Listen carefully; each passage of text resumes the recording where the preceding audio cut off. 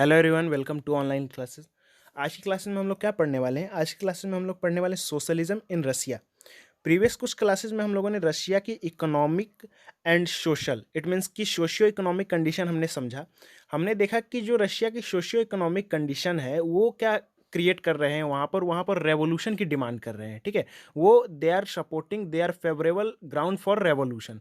अब जो रेवोल्यूशन आएंगी तो वो कैसे आएंगी? पैरों से चल के आएंगी? नहीं, वो किसी न किसी आइडियोलॉजी के बेस पर आएंगी।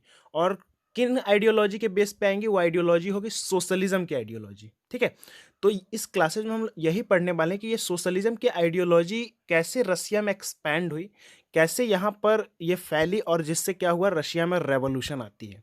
फर्स्ट पॉइंट है, before 1914 all political parties were illegal in Russia. सही बात है। देखिए, 1914 से पहले जितनी भी पॉलिटिकल पार्टीज बनती थी उसे इलीगल करार दे दिए जाते थे। ठीक है, क्यों? क्योंकि आपको पता है कि उस समय किन का रूल था। सार निकोलस टू एम्पेरर थे, राजा थे रशिया के, और उन्हें यह डर था कि पॉलिटिकल पार्टीज बनेगी, लोगों को इन्फ्लुएंस करेंगे और क्या होगी, रेवोल्यूशन आ जाएंगे, और रेवोल्यूशन आएंगे हमें उठाकर यहाँ से फेंक दिया जाएगा। ठीक है, तो इसलिए उनको ये डर था, इसलिए वो चाहते थे कि कोई भी पॉलिटिकल पार्टीज क्या हो, रशिया में ना बने। तो इसलिए उस समय जितनी भी पॉलिटिकल पार्टीज बनती थी 1914 से पहले, उसे इलीगल करार दे दिए जाते थे। लेकिन क्या, but Russian social democratic worker party founded in 1898। लेकिन Russian social democratic worker party एक थी, उसे 1898 में वो बनी या उसे फाउंड किया गया। अब आप सोच रहे हैं हाउ, दिमाग चकरा गया कि कैसे, यहाँ तो 1914 से पहले जितनी भी पॉलिटिकल पार्टीज बनेंगी वो इलीगल होगी, तो लेकिन 1898 में ये Russian socialist democratic worker party कैसे बनी? तो देखिए, इलीगल था, लेकिन बहुत सारी चीज़ें इलीगल होती है या नहीं होती है?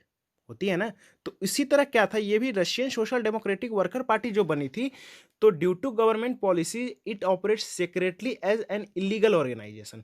तो देखिए, ये गवर्नमेंट के कारण, मतलब सार निकोलस टू के कारण, पॉलिसीज के कारण ये क्या होती थी, सीक्रेटली ऑपरेट करती थी। मतलब इलीगल थी, लेकिन क्या होती थी कि ये, मतलब कि 1914 के बाद ये एक तरह से पॉलिटिकल पार्टीज सभी के सामने उभर कर आया कि हाँ ये पॉलिटिकल पार्टी, लेकिन उससे पहले क्या थी, ये इलीगल तौर पे या सेक्रेटली अपना काम करती थी।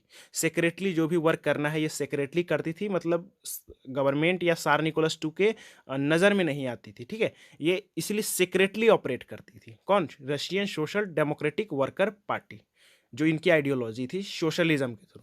अभी देखिए, नेक्स्ट है कि idea of Russian socialist regarding Russian peasants naturally socialist. समझिए इस बात को।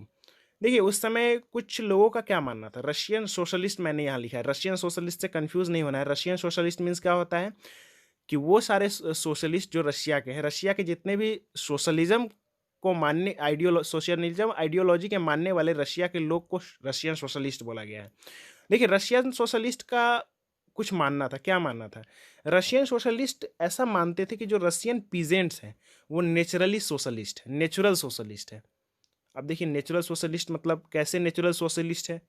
तो मैंने आपको बताया था, याद करिए प्रीवियस क्लासेस में, because of their custom of dividing land periodically it was believed, मतलब देखिए, मैंने बताया था कि क्या कर लेते थे ये सब, अपने लैंड को एक साथ क्लब कर लेते थे। उसके बाद सब मिलकर खेती करते थे, और जितना प्रोड्यूस होता था सबको एक इंडिविजुअल्स के नीड के अनुसार उन सबको क्या कर देते थे, बांट देते थे सभी के बीच में। मैंने ये बताया था आपको।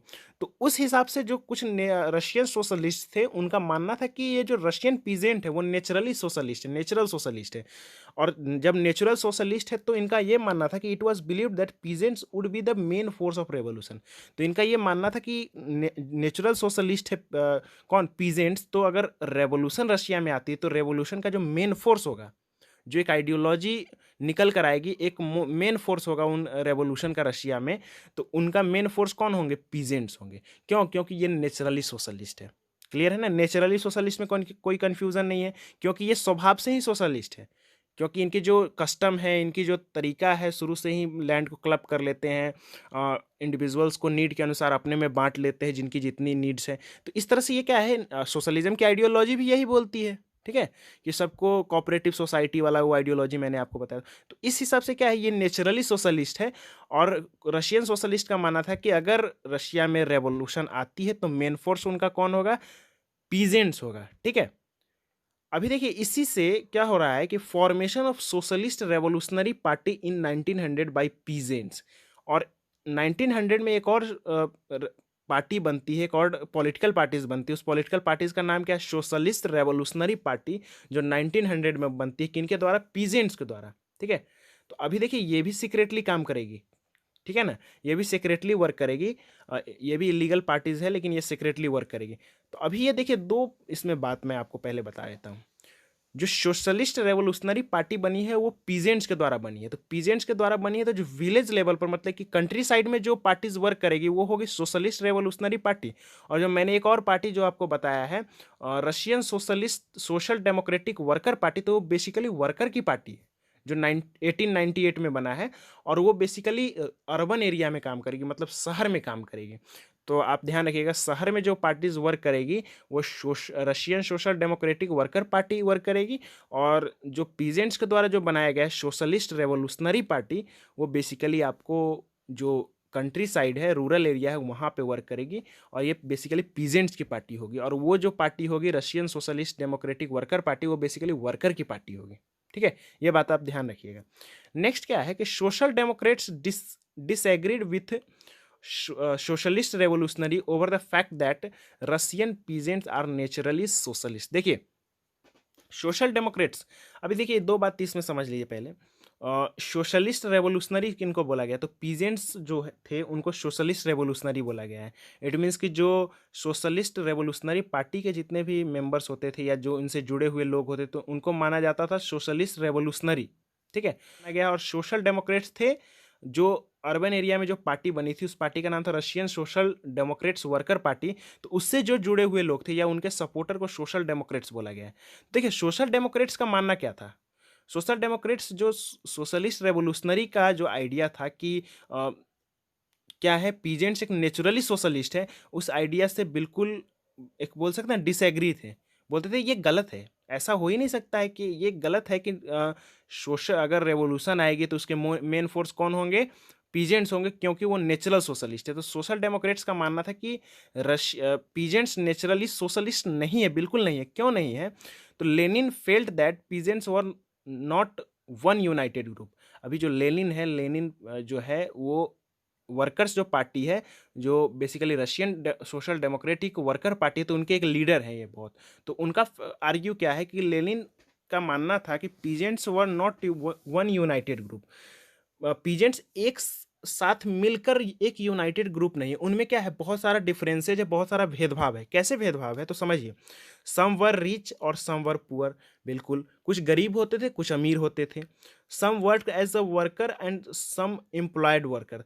तो मैंने आपको बताया था, याद है, कि एक ऐसे पीजेंट्स होते थे जो क्या होते थे, अमीर, मतलब कि थोड़े से वेल ऑफ पीजेंट्स होते थे जिनके पास खेत जमीन बहुत ज़्यादा होती है। और एक बोल सकते हैं एक पीजेंट्स ऐसे पीजेंट्स होते थे जो दूसरे बड़े पीजेंट्स के यहाँ काम करते थे, मतलब कि बड़े से लैंडलॉर्ड जैसे पीजेंट्स होते थे तो उनके यहाँ काम करते थे। तो क्या होते थे, some work as worker and employed worker. कुछ कुछ अपने कुछ के पास अपनी खेत होती थी, अपनी जमीन होती थी, और कुछ उनके यहाँ काम करते थे। तो देखिए, तो लेनिन का जो मानना था कि ये एक यूनाइटेड ग्रुप नहीं है, इनमें क्या है, बहुत सारे डिफरेंसेज है। कुछ गरीब हैं, कुछ अमीर है पीजेंट्स में। किसी पीजेंट्स के पास अपनी खुद की ज़मीन है, कोई पीजेंट्स उनके खेत में काम कर रहे हैं, इतने गरीब हैं। तो ये जब एक यूनाइटेड ग्रुप नहीं है, तो ये क्या है, इनमें जो डिफरेंसेज है, तो ये डिफरेंसेज क्या करते हैं, that differentiation within them did not allow peasants to a part of socialist movement. तो ये क्या होंगे, ये जो आप नेचुरली सोशलिस्ट बोलते हैं, तो ये क्या है कि सोशलिस्ट मूवमेंट जो होगा उनका पार्ट है ही नहीं। ठीक है, इनका मानना था लेनिन का कि जो सोशलिस्ट इट मीन्स कि जो एक सोशलिस्ट मूवमेंट होने वाला है या जो रेवोल्यूशन होगा, तो उनका ये पार्ट है ही नहीं। क्यों? क्योंकि ये सोशलिस्ट है ही नहीं, ये नेचुरली सोशलिस्ट नहीं है। क्यों? क्योंकि ये यूनाइटेड ग्रुप नहीं है, कोई गरीब है, कोई अमीर है। तो इन ये डिफरेंसेज इनको क्या करते हैं, did not allow the peasants, इनको ये अलाउ नहीं करते कि पीजेंट्स क्या होंगे, पार्ट होंगे किस मूवमेंट का, सोशलिस्ट मूवमेंट का। तो ये आर्ग्यू था आपको लेनिन का। अभी देखिए इस आर्ग्यू में भी बहुत सारा, आप नेक्स्ट जो आपका क्लासेज है उसमें मैं बताऊंगा कि पहले मैं इसको एक बार रिकॉल करवा देता हूँ कि मैंने आपको क्या बताया है। समझिए अच्छे से। सबसे पहले समझिएगा कि 1914 से पहले जितनी भी पॉलिटिकल पार्टीज बन रही थी वो क्या थी, रशिया में इलीगल थी। ठीक है। रशिया में इलीगल थी, लेकिन क्या हुई थी, 1898 में Russian social democratic worker party बनती है, ठीक है। और ये क्या होती है, सीक्रेटली वर्क करती है, ठीक है। लेकिन उसी समय कुछ रशियन सोशलिस्ट का मानना था कि क्या है कि जो पीजेंट्स है, रशियन पीजेंट, वो क्या है, नेचुरली सोशलिस्ट है। क्यों? क्योंकि उनकी जो कस्टम है वो लैंड को एक जैसे क्लब करके और सबको अपने नीड्स के अनुसार क्या करते हैं, डिस्ट्रीब्यूट करते हैं। That's why he is naturally socialist, ठीक है। और जो रेवोल्यूशन आएगी तो उनके मेन फोर्स कौन होंगे, यही होंगे, पीजेंट्स होंगे, ठीक है। एक फॉर्मेशन भी एक पार्टी का करते हैं, जिन पार्टी का नाम होता है सोशलिस्ट रेवोल्यूशनरी पार्टी। 1900 में पीजेंट्स के द्वारा खोजा जाता है, लेकिन उसी में कुछ सोशल डेमोक्रेट्स इससे क्या होता है, डिसएग्री हो जाते हैं। वो बोलते हैं कि जो रेवोल्यूशन आएगी उसके मेन पीजेंट्स नहीं होंगे, क्योंकि वो नेचुरल सोशलिस्ट नहीं है। क्यों नेचुरल सोशलिस्ट नहीं है? क्योंकि वो वन यूनाइटेड ग्रुप नहीं है, क्योंकि उसमें डिफरेंसेज हैं। कुछ गरीब हैं, कुछ अमीर हैं, कुछ के पास अपनी ज़मीन है, कुछ दूसरे के यहाँ वर्क कर रहे हैं, वर्कर हैं। तो इस तरह से डिफरेंसेज है, जिससे ये क्या है, ये सोशलिस्ट मूवमेंट का एक पार्ट नहीं होंगे। तो ये पूरा एक स्टोरी है। अभी देखिए, अभी आप देखिए कि इनमें डिवीज़न होने वाला है। आगे की जो मैं टॉपिक आपको बताऊंगा, तो उसमें क्या है कि जो यहाँ पर आपकी जो पार्टी बनी हुई है, Russian social democratic worker party, तो इसमें स्प्लिट हो जाएगा। स्प्लिट कैसे होगा? तो एक बोल्शेविक पार्टी बनेगी और एक मेंशेविक पार्टी बनेगी, ठीक है। बोल्शेविक को लीड करेंगे लेनिन, और मेंशेविक को एक मतलब अलग पार्टी बनेगी, जो बेसिकली पीजेंट्स और मतलब दूसरे अलग अलग लोगों को क्या करेंगे, सपोर्ट करेंगे उनकी आइडियोलॉजी को। तो ये अभी हम देखेंगे, टॉपिक आपका मैं बताऊंगा नेक्स्ट क्लासेज में, उसमें मैं आपको ये समझा दूंगा। तो यहाँ तक आप लोगों को सारा डाउट्स क्लियर है? कोई डाउट्स होगा तो आप मुझसे you can ask me frequently if you have any doubts.